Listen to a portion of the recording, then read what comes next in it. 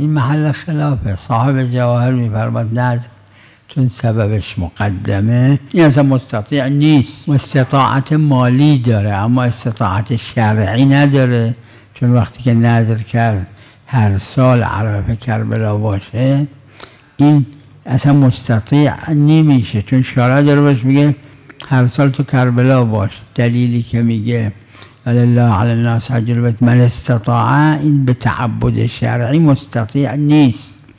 اما جماعتی یکشون صاحب عروه برداشت منم همینه، نه این نظری که کرده که هر سال کربلا باشه اگر مستطیع شد این استطاعت را نمیگیره، اون سال استطاعت را، لحاظا میره حج، خلف نظرم نکرده، حرامم نکرده، کفارم نداره.